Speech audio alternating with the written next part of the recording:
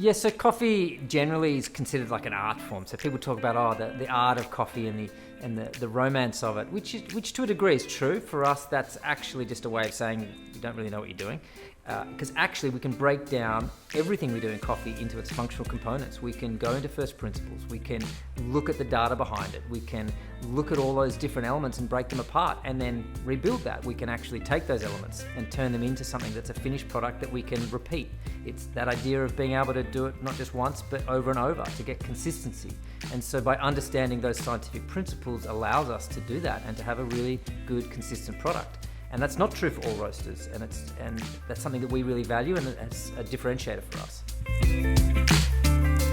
Coffee and science, for us, they're the same thing. They actually are connected. So coffee is a biological product. It involves agriculture and agronomy at a farm level. It involves physics and biology at the roasting level, chemistry and brewing. So it's all connected for us, and it's very much part of how we live and breathe science in our day-to-day. So coffee roasting for me was a really interesting journey of actually rediscovering a lot of my scientific roots through school.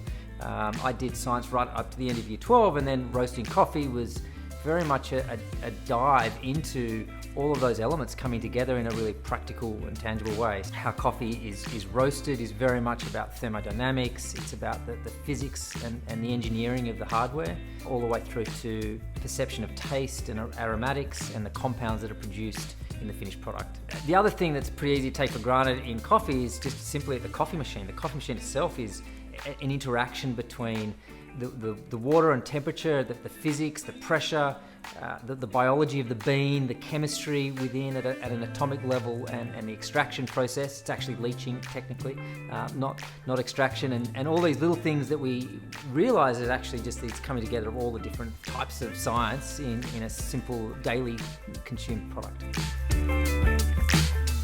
So interestingly, coffee, it's an organic product, and there's annual harvest cycles, and depending on where it was harvested in the world, what time of year, how it was stored in transport, whether it was stored at different temperatures, different humidity, all of those factors create a different finished product. And on top of that, natural gas burns at in different ways based on humidity. So day to day, there's changes. So we have to monitor and track that, and we use sophisticated software and our protocols to check what's happening in the coffee to determine what those are, and then that gives us those insights to be able to manage those variables as best we can.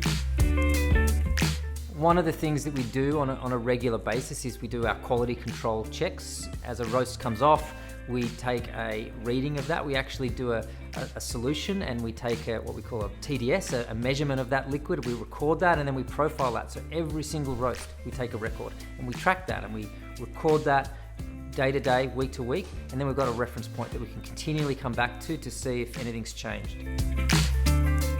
The benefit of STEM is something that you don't realize until you're in the midst of a working environment. In this space, we are constantly surrounded by aspects that if you have that background, you will be a benefit to this business, no doubt. For example, whether it's working out how much space we have in the factory and just doing some basic calculations and basic maths. It sounds simple, but it's something that's really helpful to how equipment works and understanding basic principles and concepts that actually underpin how equipment works, or how products are affected through temperature or other mechanics that through biology all come into play. And in our business, that's in all aspects, right through. For business, a lot of customers, they look to consistency and repeatability. They want to know what they're getting every time. So for us, being able to deliver that consistently is really a function of our scientific process. It's that the ability to continually provide that, and that repeatability, that assurance is what customers want. So for us to build a business, we need that. But we can't do that without those fundamental principles and understanding the why behind what we do.